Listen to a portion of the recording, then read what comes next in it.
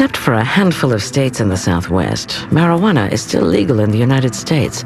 But that will change soon after Harry J. Anslinger, the nation's top drug enforcement agent, takes office at the Federal Bureau of Narcotics. But first, Anslinger must convince Congress to do something it has never done before: outlaw a weed. His chief tactic is to convince Congress and the public that a weed is the cause of sex and murder.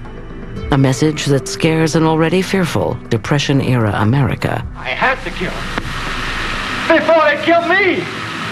I had to kill him! Can't you understand? I had to kill him! They killed me unless I kill them! Can't you understand? The History Channel now returns to Hook, illegal drugs and how they got that way.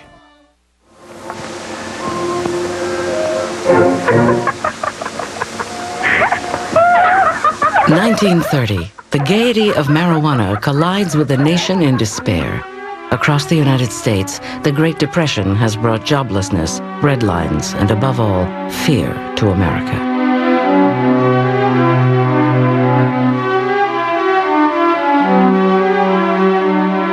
Let me assert my firm belief that the only thing we have to fear is fear itself. But the nation's fear is not just economic. There are fears of crime and gangsters, unions and communists, immigrants, and even alcohol. Since 1920, alcohol has been banned by a constitutional amendment. But after 14 years, the law is repealed. The government now focuses on narcotics under a new federal bureau. The Federal Bureau of Narcotics was unprecedented in that it was the sole autonomous bureau charged with enforcing narcotics legislation in 1930. It is headed by a 38-year-old Harry J. Anslinger. He had had no particular experience with drugs, but he came in, and what he was a complete bureaucrat. That is, he wanted to protect his agency. He wanted to keep his budget going. To Anslinger, there is nothing glamorous about fighting drugs, but soon he sees that it is one of the most important issues of his time, endorsed by some of the country's most powerful men, like publisher William Randolph Hearst. Anslinger went to visit Hearst at San Simeon Castle. I guess it was one time. And Hearst told him that he personally wrote all of the anti-drug editorials in the Hearst newspapers. And I think that Anslinger himself felt that this was a kind of a disgusting subject, like maybe being commissioner of garbage or something like this. And he was just astounded that anyone would, who's really important, would care about it. The Bureau's efforts have been aimed at fighting heroin and cocaine. But with Anslinger's arrival in 1930, marijuana is the new drug problem born out of the trouble in the Southwest with Mexican migrant workers. Anslinger's first battle with marijuana is over who will police it. There are no federal laws against the drug, and he wants to keep it that way, leaving the states to control it, not the federal government. He had tried to get the states to adopt a uniform narcotic law, which would include cannabis. And that would allow each state to decide how much of its resources it wanted to put out for the control of marijuana or cannabis. And it wouldn't touch his budget or his agents. That had some success, but not complete. There was continued pressure on the government in Washington to do something about these Mexican immigrants who smoked marijuana and went into town on the weekends and created havoc.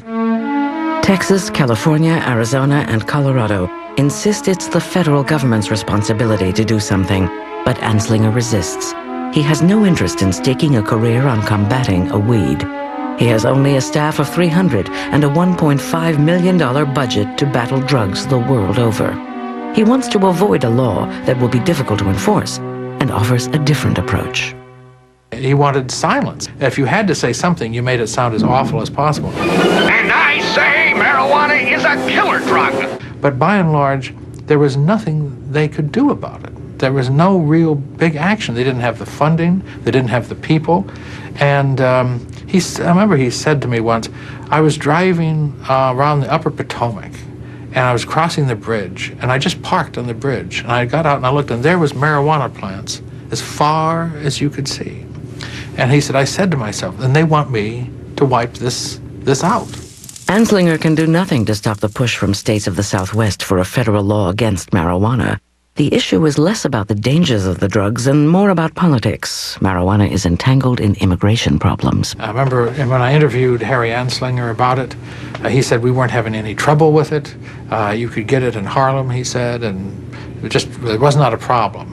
But the pressure came from the Southwest and the West, where the Mexican immigrants were seen as a unnecessary and dangerous surplus population. And so there was a tremendous campaign to try to push the Mexican immigrants back into Mexico. And marijuana got mixed up in that, because there was no question that they grew marijuana and smoked marijuana. In the end, the southwestern states prevail upon Anslinger to do something.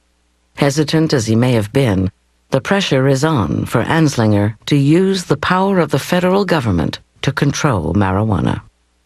Ever the bureaucrat, Anslinger changes his position and becomes a leading warrior against marijuana. The Treasury Department intends to pursue a relentless warfare against the despicable, dope-peddling vulture who preys on the weakness of his fellow man. His chief weapons are movies that express exaggerated dangers of the drug. The truth is that every reefer is loaded with immorality and bestial perversions, brutality, murder, sex crimes, insanity, or suicide.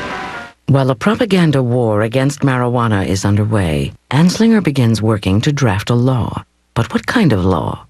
Like all federal drug prohibition in the early 20th century, the Constitution stands in the way. He finds a way around that in a new law passed to ban machine guns.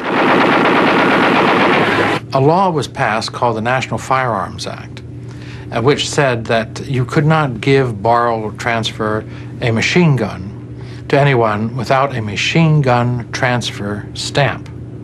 And it turns out the government would not make any machine gun transfer stamps.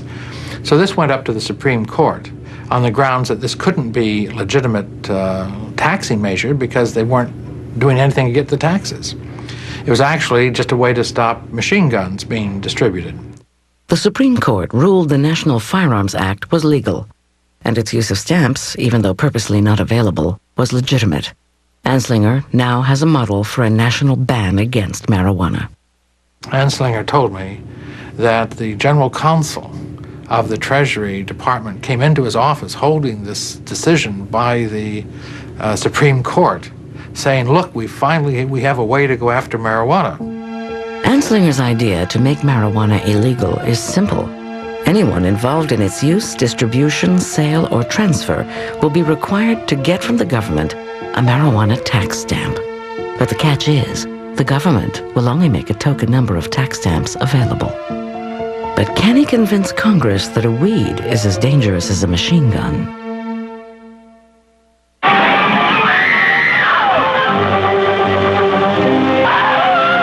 The next tragedy may be that of your daughter, or your son, or yours, or yours, or yours.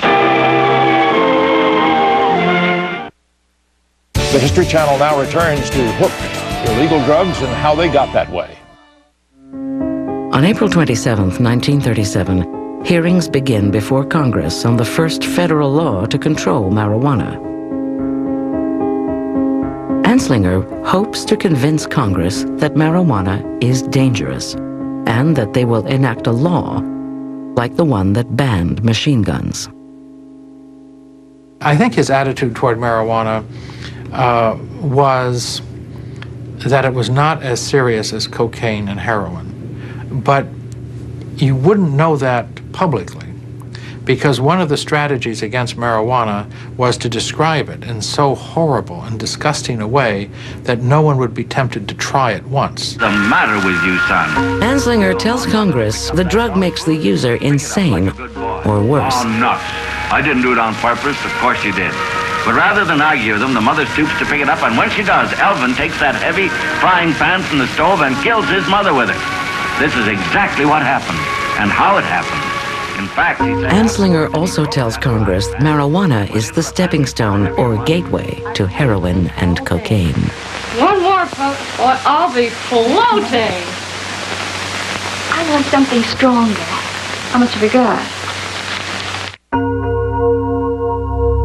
He adds that it is the assassin of youth. One of the cases that he was constantly presenting in these congressional hearings was the case of Victor Licata, who was a young boy in Florida who cut up his family with an axe. And according to Harry Anslinger, he did this after smoking a marijuana joint. He then went out and chopped up his mother and father. But what Anslinger omitted in his testimony, as was published several days later in the Tampa newspaper, that Licata was probably schizophrenic, and there's very little probability that marijuana was the cause and effect of the terrible crime he committed. Not a very nice thing to look at, but this is marijuana, and there's nothing beautiful about marijuana. Well, the officer drew his gun, reached for the closet door, and pulled out Victor. Anslinger tells Congress that school children are using marijuana. That assertion results in the only testimony against the law. Dr. William Woodward of the American Medical Association testifies that for all the complaints about marijuana's danger to school children, there was no evidence to back it up. Congress disregards his testimony. They just attacked him viciously. They said, how can you come down here trying to interrupt us when we're trying to do something good for the American people and so forth? Well, it turns out their argument with him had nothing to do with marijuana. They just chopped him into pieces and verbally excoriated him in front of this congressional hearing and then lied about what he said. Hearst follows the hearings, adding extra newspaper runs to cover the news in Washington and headlining the evils of marijuana. Across America, independent movies add to the propaganda, bombarding the public. The most famous, Reefer Madness, warns of the perils of smoking marijuana, as stated by Anslinger and Hearst. Just take a puff of that.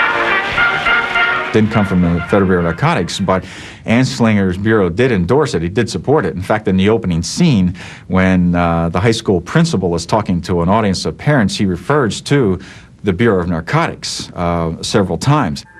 On Capitol Hill, Anslinger wins. Congress passes the Marijuana Tax Act, the first federal law against the drug. The Southwest gets the federal law they wanted. After 5 days of hearings, the marijuana tax law goes to Congress for a vote. It's passed within weeks by roll call vote. President Roosevelt signs the bill on August 2nd. It takes effect October 1st. Perhaps one of Anslinger's most significant contributions to fighting drugs is that he, more than any other individual, demonized drugs. I don't know that Anslinger lied to Congress, but he was an effective propagandist, we might say. The law requires that anyone wishing to buy, sell, distribute, or transfer marijuana must pay a tax and have a stamp. The penalty for failure to do so is 5 years in jail, a $2,000 fine, or both. But like the machine gun law, the government doesn't make the marijuana stamps available. There was another problem, too, and that was that in order to get the license, you had to have the marijuana in hand. But if you had the marijuana in hand without the license, you had already violated the law. 2 days after the law goes into effect, the first offender of the Marijuana Tax Act, Samuel Caldwell, is arrested in Colorado. 4 days later, he is convicted and sentenced to 4 years in jail and a $1,000 fine.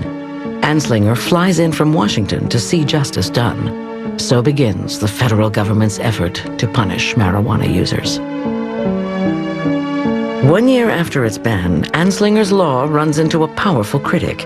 It was none other than the mayor of America's biggest metropolitan city, Mayor Fiorello LaGuardia of New York. LaGuardia commissions a group of medical professionals from the New York Academy of Medicine to study his city's marijuana problem. This blue ribbon panel visits schoolyards, interviews principals, even tests the effects of the drug on adults. After 4 years of study, the following conclusions are drawn. Smoking marijuana does not lead to addiction. Marijuana smoking is not widespread among school children. Marijuana